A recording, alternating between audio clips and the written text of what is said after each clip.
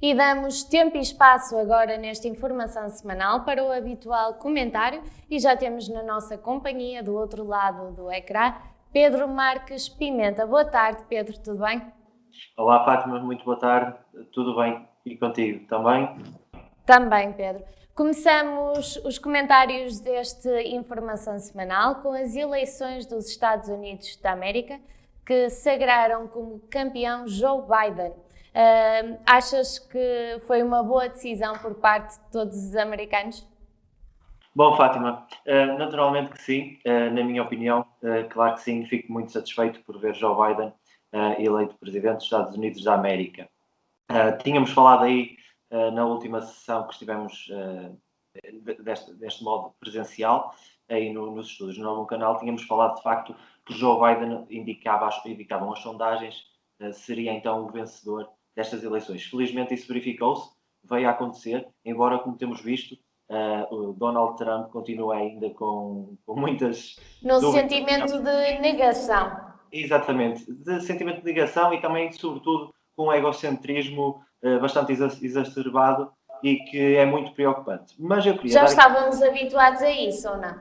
Sim, aliás, era nesse ponto que eu também queria tocar, Fátima, se te recordas, há 15 dias falámos precisamente disso, que era já no facto de Trump ter dito que caso perdesse não ia sequer aceitar os votos que chegassem a posteriori, aqueles votos por correspondência, nós tocamos nesses pontos, e portanto é algo que já se esperava por parte de Donald Trump. Embora seja sempre lamentável, e vindo deste senhor, já se espera um bocadinho de tudo.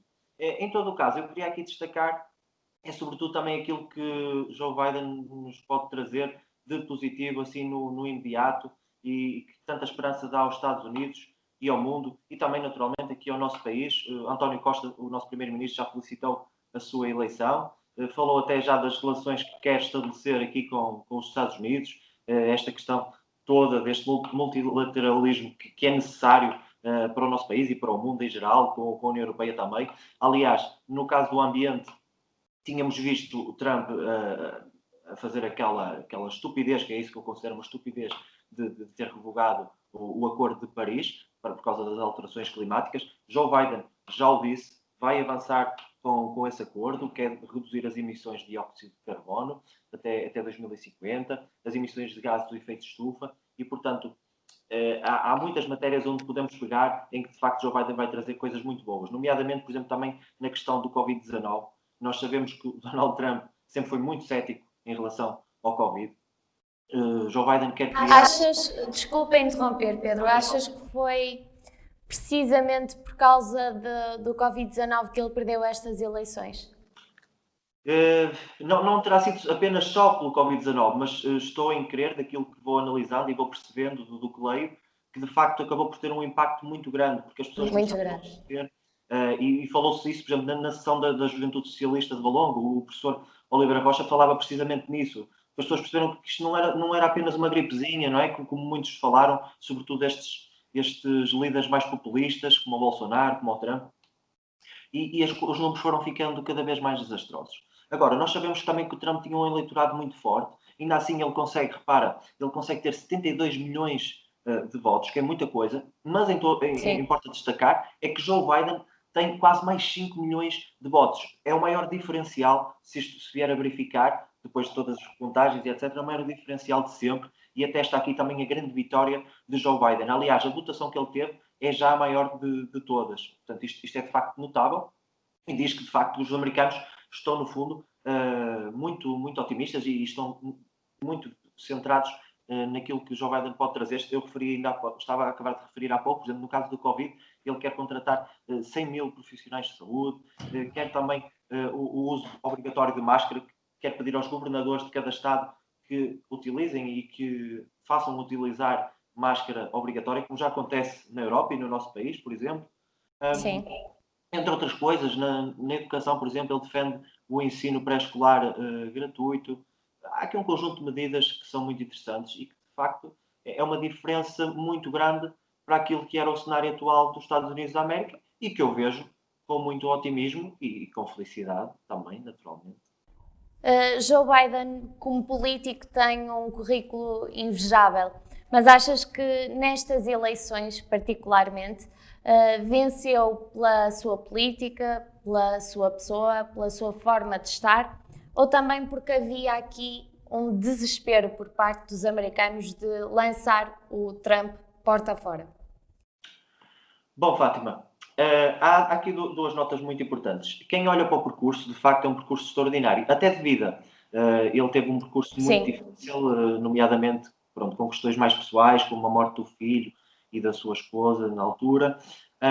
E também há outra coisa que jogou muito contra ele, que era a questão da idade. Porquê? Porque sabemos que ele só poderá fazer um mandato e falava-se inclusive que a imagem dele poderia não ser a melhor, que os Estados Unidos é um meio também muito conservador e que isso poderia dificultar a sua eleição. Mas também, como referiste muito bem, que eu acho que foi o que aconteceu, a parte dos Estados Unidos, dos eleitores que estavam descontentes e que percebiam que Donald Trump não acrescentou nada de valoroso ao seu país, com certeza que acabou por recair depois nesse peso eleitoral e acabou por também contribuir para a sua vitória.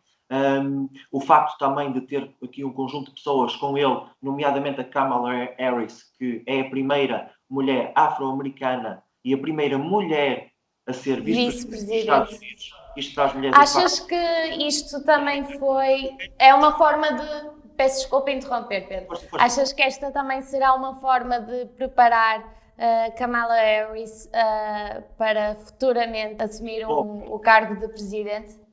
Bom, já se fala nisso. Eu confesso que ainda é cedo para prevermos uma coisa dessas, mas pode de facto acontecer. Nós sabemos que nas primárias Kamala Harris foi candidata contra Joe Biden. Perdeu, foi o Joe Biden o candidato do Partido Democrata. Portanto, ela está aqui numa posição extremamente favorável para isso acontecer. Mas nós sabemos que na política tudo é muito relativo e as coisas mudam muito rapidamente.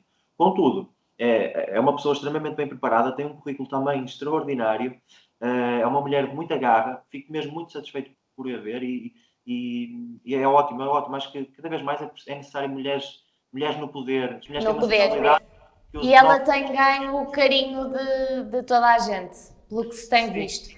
sim. Muito bem, Pedro. Passamos para o segundo tema que nos queres trazer, que é o Covid-19. Exatamente. Fátima, mais uma vez, pronto, é daqueles temas que temos sempre que abordar. Naturalmente, agora, sem podermos passar de lado daquilo que são agora estas medidas com o estado de emergência a partir do dia 9 de novembro. Começou, aliás, no dia 9 de novembro. É fazer uma consciencialização também que temos que nos proteger cada vez mais. Tem que haver aqui um cuidado redobrado, porque, como já falamos, também acho que da nossa parte de todos, se calhar descuidamos um bocadinho em alguns momentos e pronto, e de facto isto não pode acontecer. Pedro, eu gostaria de saber a tua opinião relativamente às mais recentes medidas deste estado de emergência. Muito bem, eu ia falar sobre isso, Fátima, porque tínhamos que falar sobre isso naturalmente. É sim, Fátima. Eu compreendo que naturalmente algumas medidas possam parecer exageradas. Mas quem ouve, como eu tive a oportunidade de ouvir a entrevista do Primeiro-Ministro, consigo compreender algumas delas. Eu não estou também a dizer que estou completamente favorável a todas, porque algumas também me suscitam naturalmente dúvidas. Claro que sim. E se me perguntaste se todas são as melhores, eu quero acreditar que sim, mas tenho também as minhas dúvidas com algumas delas e já lá vamos. Mas aquilo que o Primeiro-Ministro diz é que, de facto, onde se começou a perceber que este número de contágios aumentou foi nos contactos familiares, foi nas deslocações. E o Primeiro-Ministro, com estas medidas, sobretudo estas do fim de semana, que são muito restritivas, ok? Que a partir da uma da tarde não podemos circular na via pública, só com raras exceções, percebe-se claramente que é para não permitir aqui movimentos de famílias, pronto, para não haver estes ajuntamentos, digamos assim. Eu compreendo isso, como é natural. Fico preocupado, Fátima, e não posso deixar de o referir, como o Primeiro-Ministro também falou, com a questão da restauração, do comércio, do setor hoteleiro. De facto, Que são é de o facto mais afetado. visados e é complicado, é muito complicado. Eu sei que o Primeiro-Ministro está também a estudar uma medida, porque ouviu-se na entrevista que ele deu relativamente ao IVA, perceber aqui quais são mais ou menos a faturação do fim de semana de um restaurante para poder acautelar essa perda, mas em todo caso é sempre... O IVA já sofreu uma redução com esta pandemia. Se reduzisse agora, iria mais ou menos para quanto, Pedro? Peço desculpa, como não percebi O a IVA pergunta. já sofreu uma alteração, uma redução durante esta pandemia. Ok, tu falaste na questão da alteração. Não haveria aqui uma alteração de valores. Daquilo que eu entendi também do que o Primeiro-Ministro referiu, é que seria dado, no fundo, aqui, perceber aqui quais são os gastos. Eles conseguem ver através do IVA, não é? Aquilo que um restaurante, em média, tem ao fim de semana, não é? Com o número de Sim. clientes, aquilo que recebe, e poder aqui acautelar e no fundo, assegurar esse valor. Porque ele deu também um exemplo que nos concelhos do interior, muitos dos restaurantes até que fecham ao fim de semana. Sabemos que não é aqui o caso dos nossos concelhos, não é? Nem aqui à volta, nem aqui no Grande Porto, isso não acontece. É pelo contrário, é onde faturam mais, com toda a certeza. E é sobretudo a pensar neles que certamente esta medida pode trazer aqui alguma ajuda. Não deixa de ser complicado, embora isto é sempre complicado para todos, Fátima. Infelizmente, Mas por parte do comércio local é frustrante ver que o grande comércio pode continuar aberto. Eu percebo isso e eu percebo no fundo, essas críticas das pessoas. O grande comércio tem a ver, sobretudo, com a questão dos supermercados. Mas porquê que os supermercados também se mantêm abertos? Porque eles têm bens de primeira necessidade e compreende-se aqui que, de facto, esses bens de primeira necessidade têm que estar sempre acautelados para uma emergência que possa surgir. Mas é natural que as pessoas façam essa crítica porque são estes os grandes grupos económicos e são estes, efetivamente, os que menos precisam. Portanto, eu compreendo que exista essa crítica e compreendo tudo o que tem sido falado. E também, se me perguntares, Fátima, eventualmente também poderia ter havido aqui um outro tipo de restrição, não é? Mas eu gosto de confiar também naquilo que tem sido as ordens superiores do Governo e da DGS, mas nem sempre concordando com elas. E se calhar aqui neste caso concreto, posso afirmar que tenho algumas dúvidas com a sua execução em pleno e vamos ver. Espero estar enganado, como é óbvio. Espero naturalmente que as coisas corram pelo melhor. Eu acho que os portugueses são bastante ordeiros. Aliás, tem-se visto que a partir das 11 horas da noite, agora durante a semana, as ruas têm Não estado... concordo tanto. Eu acho que se os portugueses tivessem sido mais conscientes, não era necessário medidas como estas. Eu também percebo esse ponto de vista, Fátima, mas há aqui uma coisa à qual também não podemos descurar, que é a segunda vaga já estava também há muito prevista. Porquê? Porque este tempo é propício, por causa do nosso sistema imunitário, por uma questão também já de natureza, sermos mais propícios às infecções e aos vírus. Agora, claro, em alguns momentos, por exemplo, falando de nós que somos mais jovens, eu acredito que, e notou-se isso, acredito que se calhar houve um desmazelo e que foram inicialmente também os jovens, porque foi o que aconteceu, a despoltar os números do Covid, porque se calhar não tiveram tantos cuidados, pronto. Também é da própria natureza, nas escolas, tudo isto. Mas felizmente Sim. nas escolas as coisas têm corrido lindamente e também é importante ressalvar isto.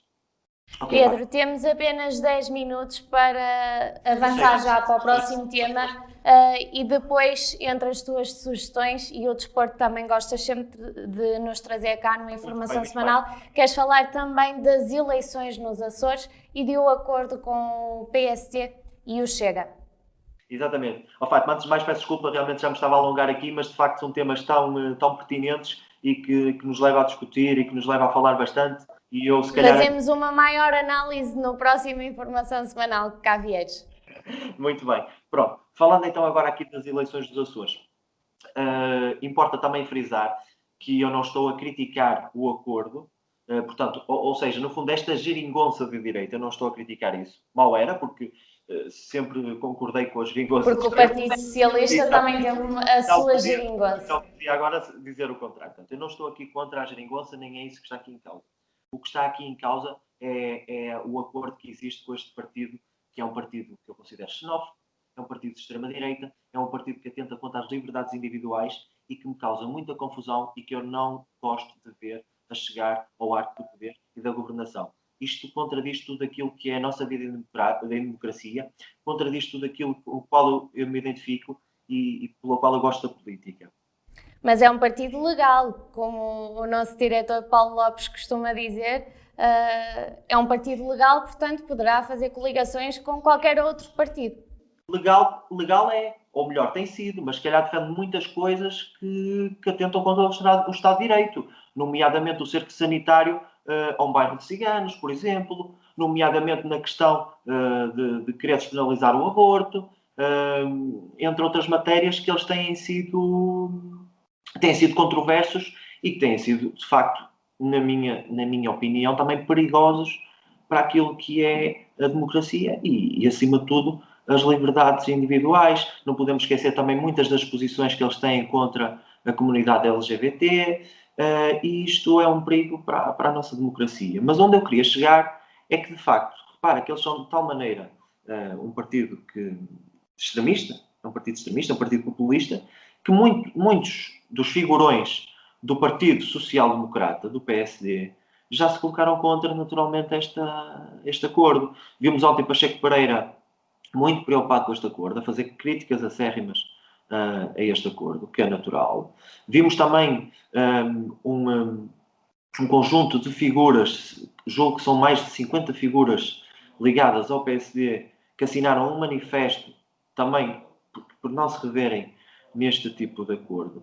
E aqui o que me preocupa de facto é ver o PSD, que é um partido da social-democracia, a dar um bocadinho a mão, a estender a mão a este partido de extremismos e não consigo compreender. Agora, a história também nos diz, Fátima, que na Europa e no mundo, é o que está a acontecer, sobretudo na Europa, estes partidos como o PSD que se estão a juntar à direita autoritária ou à extrema-direita, têm tido um desempenho muito fraco nos últimos tempos. E, portanto, se o PSD acha que é este o caminho, está no direito deles, mas se calhar mais tarde poderão arrepender-se. Eu acho que isto é, sinceramente, muito perigoso e não traz nada de bom, sinceramente, para a democracia do nosso país.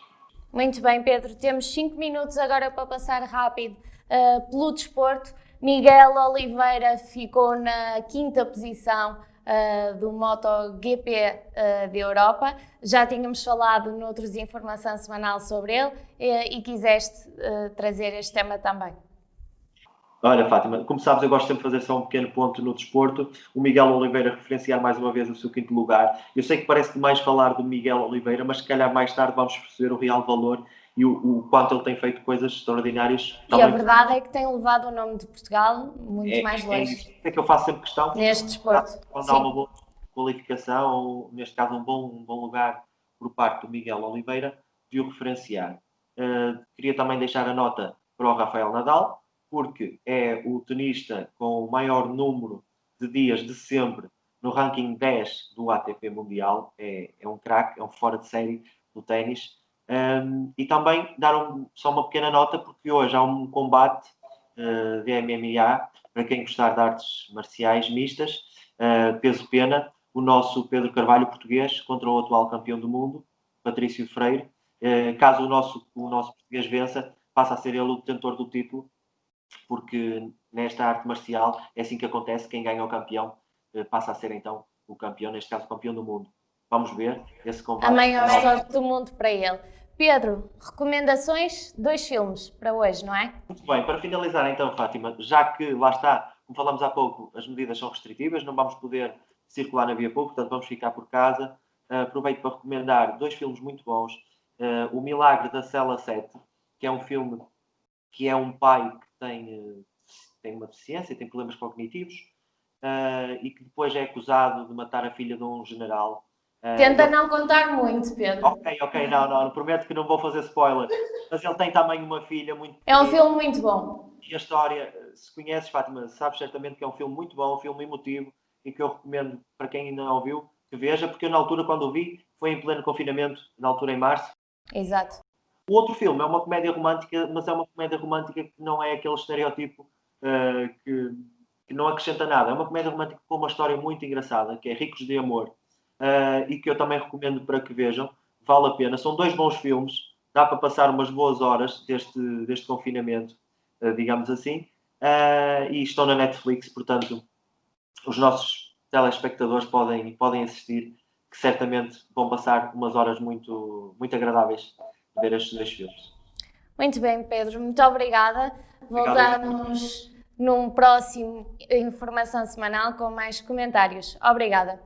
Muito Enquanto obrigado. assim continuo desse lado, nós vamos agora para uma curta pausa de 30 segundos. Até já.